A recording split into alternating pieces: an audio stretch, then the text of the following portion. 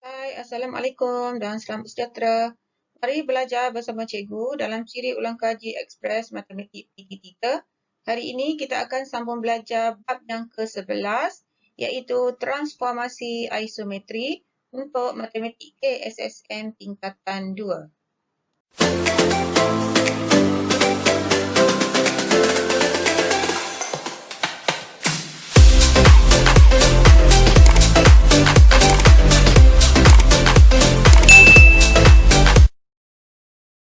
Ulang kaji tajuk transformasi isometrik. Sebelum ini, tajuk ini dikenali sebagai penjelmaan. Jadi sekarang kita fahami dahulu apakah yang dikatakan sebagai transformasi. Transformasi sebenarnya melibatkan pemindahan titik-titik pada suatu satah di mana corak pergerakan semua titik adalah sama. Contoh, ini satu contoh transformasi di mana bucu A bergerak ke bucu A tanda. Bucu-bucu yang lain juga melakukan pergerakan dengan corak yang sama iaitu dari B ke B tanda dan dari C ke C tanda. Proses pemindahan semua titik-titik ini dengan corak yang sama ataupun pergerakan yang sama dikenali sebagai transformasi. Objek asal ini dikenali sebagai bentuk asal dikenali sebagai objek, manakala bentuk yang terhasil selepas berlakunya proses transformasi dikenali sebagai imej. Bagi objek dan imej ini, bentuknya adalah serupa. Namun, orientasi arahnya mungkin sama, mungkin berlainan. Jadi, kita lihat contoh objek dan imej dengan orientasi yang sama terlebih dahulu. Jadi, di sini A, B, C merupakan objek dan buku yang sepadan dengannya itu A tanda, B tanda dan C tanda ialah imej. Jadi, untuk melihat orientasi arahnya, kita lihat kepada kedudukan yang sama, arah yang sama, iaitu daripada buku A ke buku B ke buku C, arahnya mengikut arah ini iaitu lawan arah jam. Untuk imejnya juga sama, kita lihat buku yang sepadan, A tanda, B tanda, C tanda, arahnya juga adalah lawan arah jam. Ini bermaksud kedua-duanya adalah orientasi arahnya adalah sama. Contoh yang berikutnya ini, bentuk yang terhasil bagi objek dan imej ini adalah serupa, namun saiznya adalah berbeza. Namun, apakah pula orientasi arahnya? Cara yang sama kita perhatikan. A, B, C arahnya ini ialah lawan arah jam. Imejnya A tanda, B tanda, C tanda juga arahnya lawan arah jam. Jadi, orientasi arahnya adalah sama. Contoh yang berikutnya ialah orientasi yang berlainan. Kita gunakan teknik yang sama. Daripada objek A ke B ke C, ini ialah arahnya lawan arah jam. Untuk imej pula, A tanda ke B tanda ke C tanda, arahnya adalah mengikut arah jam. Jadi berbeza ataupun berlainan orientasi arahnya. Satu lagi contoh, dari A ke B ke C, arahnya adalah lawan arah jam. Manakala imejnya pula dari A tanda ke B tanda ke C tanda, ini ialah ikut arah jam. Oleh kerana satu lawan arah jam, satu ikut jam, bermaksud orientasi arahnya adalah berlainan. Apakah yang dimaksudkan dengan kongruen?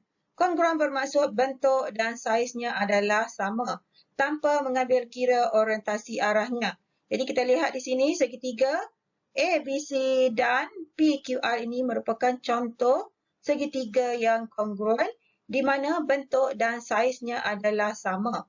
Sifat bagi bentuk yang kongruen ialah sudut yang sepadan nilainya adalah sama, manakala semua sisi yang sepadan saiznya juga adalah sama. Bagaimana pula dengan bentuk yang serupa? Untuk mengenali bentuk yang serupa ialah bentuknya sama tetapi mungkin saiznya adalah berlainan. Sama ada saiz tersebut sama, lebih kecil atau lebih besar tapi bentuknya adalah sama, kita katakan sebagai serupa. Contoh bentuk A, B, C ini dan juga bentuk segitiga A tanda, B tanda, C tanda ini adalah serupa kerana bentuknya sama walaupun saiznya adalah berbeza. Jadi untuk dua rajah yang kongruen dalam masa yang sama ia juga merupakan bentuk yang serupa. Untuk memahami dengan lebih jelas maksud bentuk, saiz, kedudukan, orientasi yang sama ataupun berbeza, kita lihat pada contoh soalan ini melibatkan trapezium ABCD iaitu objek dan juga trapezium A tanda, B tanda, C tanda dan D tanda iaitu imejnya. Jadi kita mulakan dengan rajah A dahulu. Bagaimana rupa bentuknya? Kita perhatikan di sini rupa bentuknya adalah sama. Jadi cikgu tuliskan sebagai S. S ini merujuk kepada sama. Saiznya pula kita perhatikan saiz kedua-duanya adalah sama. Jadi saiznya adalah sama. Kedudukannya adalah berubah tempat. Jadi ini kita tuliskan sebagai B. Iaitu B merujuk kepada berubah iaitu tidak sama. Manakala orientasi arahnya kita lihat daripada A, B ke C ke D, orientasi arahnya ialah ikut arah jam. Imejnya pula A tanda, B tanda, C tanda. Orientasi arahnya juga mengikut arah jam. Jadi kedua-duanya adalah sama. Orientasinya adalah sama. Rajah B pula, bentuknya, kedua-dua ini bentuknya adalah sama. Saiznya juga sama. Kedudukannya berubah. Orientasi arahnya kita lihat dari A ke B ke C ke D, arahnya adalah mengikut arah jam. Imejnya pula dari A tanda, B tanda ke C tanda, arahnya adalah lawan arah jam. Jadi orientasi arahnya adalah berbeza. Untuk rajah C, bentuk dan saiznya adalah sama, kedua-duanya adalah sama, kedudukannya adalah berbeza. Bagaimana pula dengan orientasi arahnya? Kita lihat dari A ke B ke C. Ini ialah lawan arah jam. Imejnya pula daripada A tanda, B tanda ke C tanda juga lawan arah jam. Jadi keduanya adalah sama. Dan untuk rajah yang terakhir iaitu D, kita lihat bentuknya adalah sama namun saiznya adalah berbeza. Okey, berubah ataupun berbeza. Kedudukan juga adalah berubah ataupun berbeza dan orientasi arahnya kita lihat dari A ke B ke C ke D, ini ialah lawan arah jam. Imejnya A tanda, B tanda, C tanda juga lawan arah jam. Jadi kedua-duanya orientasi arahnya adalah sama. Sekarang kita belajar jenis-jenis transformasi. Transformasi yang dipelajari untuk tingkatan 2 ini ada 3. Yang pertama ialah translasi. Manakala yang kedua ialah pantulan dan satu lagi ialah putaran. Jadi kita mulakan dahulu dengan translasi. Okay, translasi untuk mengenalinya, ia merupakan satu transformasi yang menggerakkan setiap titik pada satu sata mengikut arah dan jarak yang sama, di mana bentuk, saiz, orientasi imej adalah sama dengan objek. Jadi lihat contoh di sini, A ini merupakan objek. Manakala A tanda ini ialah imej. Jadi arah pergerakannya adalah, kita ambil buku yang sepadan, pergerakannya mestilah selari dengan paksi X dan juga selari dengan paksi Y.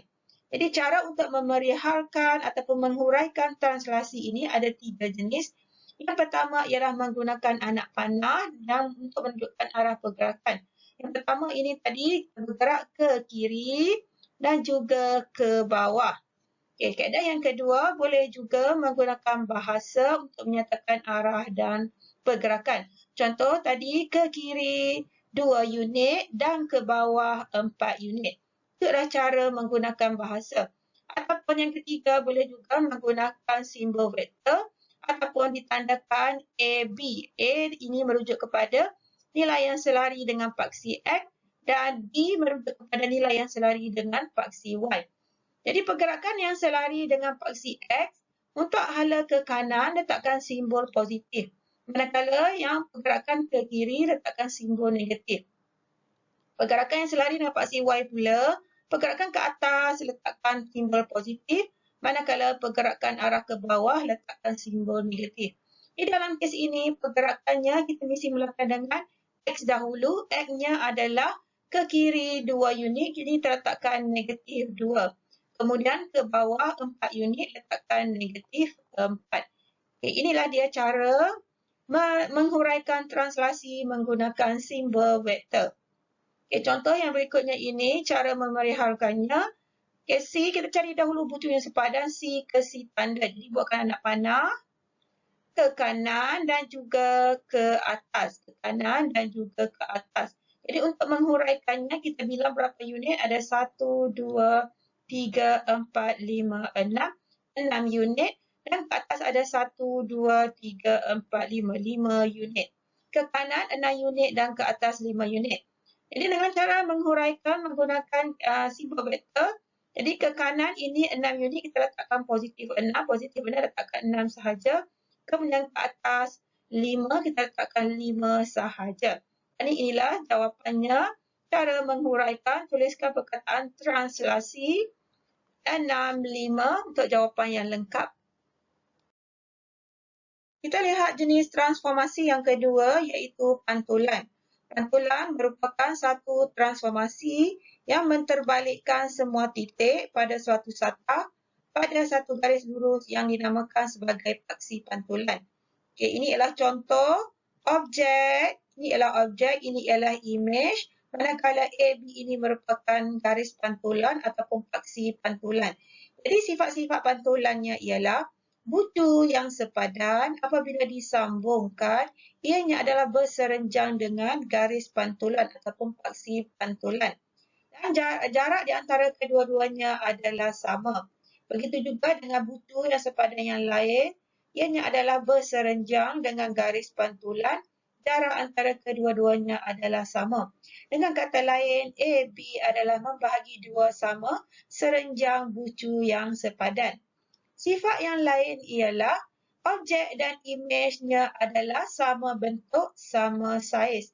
Manakala orientasi arahnya adalah terbalik. Bagi titik yang terletak pada garis pantulan ataupun paksi pantulan, objek dan imejnya adalah sama, berada di tempat yang sama, tidak berubah kedudukan. Okay, cara menghuraikan pantulan pula, kita lihat pada contoh soalan ini. PQRS merupakan objek, P tanda, Q tanda, R tanda merupakan imejnya. Jadi untuk menghuraikan pantulan, kita lihat garisan tengah-tengah antara dua bucu yang sepadan. Okey, di sini ialah garisannya. Kita lukiskan garis lurus ataupun garis putus-putus dan baca nilai ini. Ini merupakan garis yang bersilang pada paksi X pada 1. Jadi bermaksud garisan ini merupakan garisan X sama dengan 1. Jadi untuk menghuraikannya, kita tuliskan pantulan pada garis X sama dengan 1. Perkataan garis ini berubah untuk jika melibatkan paksi Y dan juga paksi X. Jika selain daripada paksi Y dan paksi X, kita tulis perkataan garis. Jenis transformasi yang ketiga ialah putaran. Putaran merupakan satu transformasi yang memutarkan semua titik pada suatu satah ikut arah jam atau lawan arah jam pada satu pusat melalui satu sudut. Okey, perhatikan ini contoh soalan. Ini merupakan A merupakan objek, A tanda merupakan image. Jadi sifat-sifat putaran ialah pusat putaran ditandakan di sini, bucu yang sepadan ataupun titik yang sepadan pada objek dan juga pada imej jaraknya adalah sama kepada ataupun dari pusat putaran. Pusat putaran ini pula merupakan satu titik tetap. Objek dan imej pula mempunyai bentuk, saiz dan orientasi yang sama. Sekarang kita lihat bagaimana caranya untuk memerihalkan ataupun menghuraikan putaran. Contoh soalan, ini ialah objek, ini ialah imej. Ini ialah imej. Jadi kita cari dahulu pusat putarannya. Ini ialah pusat putarannya di mana jarak di antara bucu yang sepadan ataupun titik yang sepadan pada objek dan imejnya adalah sama. Jadi sudut di sini ialah merupakan sudut 90 darjah. Cara menghuraikannya, kita mulakan dengan perkataan putaran. Kemudian nyatakan pusatnya. Putaran pada pusat. Pada pusat, katakan kita tandakan pusat putaran ini sebagai O. Pada pusat O, kemudian nyatakan arah. Nyatakan arahnya. Objek ke imej ini kedudukan arahnya. Arahnya ini ialah lawan arah jam. Lawan arah jam, kemudian bacaan sudutnya adalah 90 darjah. Jadi inilah jawapan lengkap. Putaran pada pusat O, lawan arah jam, sudutnya ialah 90 darjah. Apakah yang dimaksudkan dengan isometri ataupun transformasi isometri? Transformasi isometri bermaksud suatu transformasi yang mengekalkan jarak di antara sebaran dua titik pada objek dan imej. Okay, contoh di sini, A, B ini merupakan objek, A tanda, B tanda adalah imej. Jarak di antara kedua-dua objek dan imej ini adalah sama. Ini merupakan satu contoh transformasi isometri. Yang kedua ini juga, PQ jaraknya 2 pada objek, pada imejnya P tanda Q tanda jaraknya sama, iaitu juga 2. Jadi oleh kerana kedua-dua ini jaraknya adalah sama, begitu juga dengan sisi-sisi yang lain, maka kita katakan bahawa transformasi ini merupakan transformasi isometri. Berbanding dengan objek dan imej ini, kita dapati bahawa panjang AB dan juga panjang imejnya, A tanda, B tanda, saiznya adalah berbeza. Jadi ini bukan merupakan transformasi isometri. Jadi jenis-jenis transformasi isometri ialah translasi, pantulan dan juga putaran. Objek adalah kongruen dengan imejnya di bawah suatu isometri. Jadi bagi suatu isometri, objek dan imejnya adalah sama ataupun kongruen. Apakah pula yang dimaksudkan dengan simetri putaran? Simetri putaran merupakan satu sifat dengan keadaan imej bagi satu rajah mempunyai bentuk yang sama dengan rajah asal selepas diputarkan kurang daripada 360 darjah pada satu titik. Contoh soalan ada 3 bentuk di sini dinamakan sebagai A, B dan C. Jadi untuk mengenal pasti simetri putarannya, untuk rajah A, apabila diputarkan 180 darjah, bentuk yang terhasil adalah sama seperti objeknya. Jadi imej yang terhasil ini sama seperti objek apabila diputarkan 180 darjah. Maka ini bermaksud bentuk A ataupun rajah A ini mempunyai simetri putaran kerana bentuknya sama setelah diputarkan kurang daripada 360 darjah. Okay, contoh yang kedua ini, kita perhatikan rajah ini apabila diputarkan 360 darjah, barulah mendapat bentuk yang sama.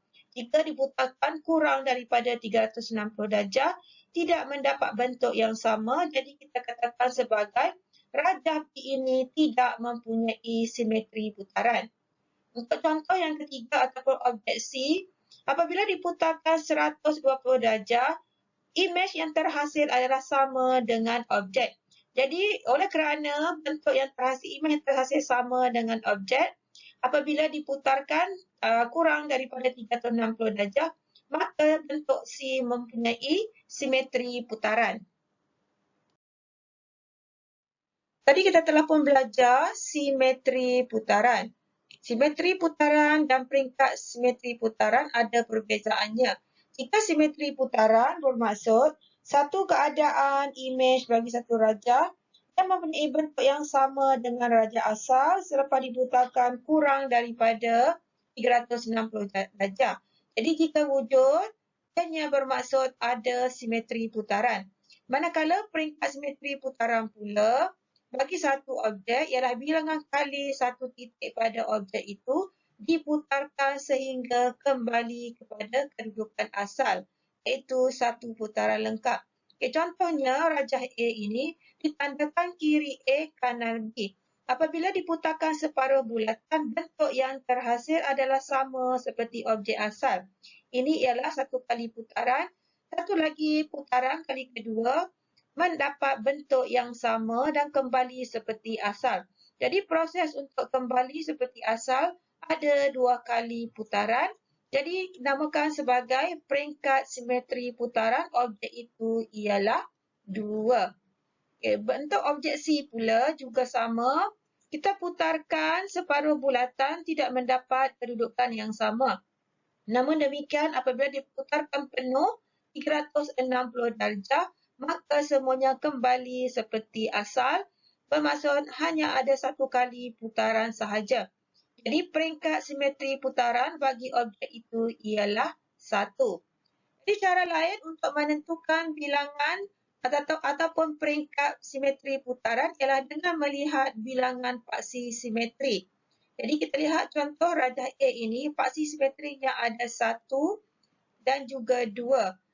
Jadi bermaksud peringkat simetri putaran juga adalah 2. Untuk rajah B ini, segi 4 sama, paksi putarannya ada 1, 2, 3 dan 4. Ini bermaksud peringkat simetri putarannya adalah 4. Untuk rajah C, di sini ada 1 paksi simetri. Jadi peringkat simetri putarannya ialah 1.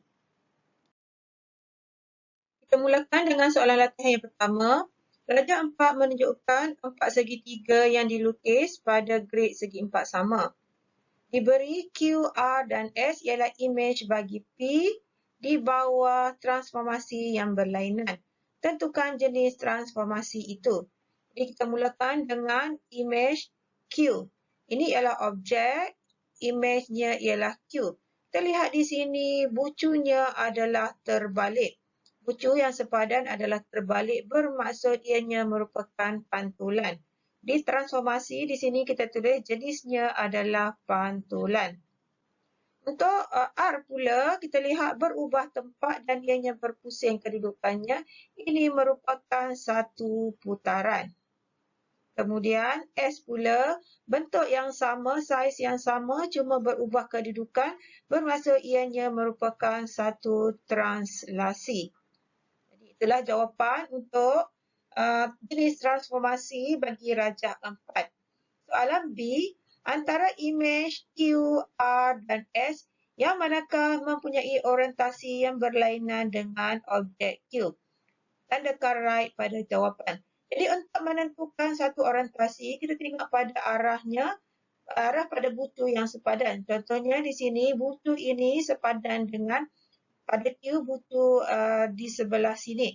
Jadi arahnya kita gerakkan, ini ialah arah ke kanan, tapi yang ini pula sebaliknya arahnya ke kiri. Jadi ini bermaksud orientasi arahnya adalah berbeza. Jadi jawapannya adalah untuk yang berbeza ialah Q.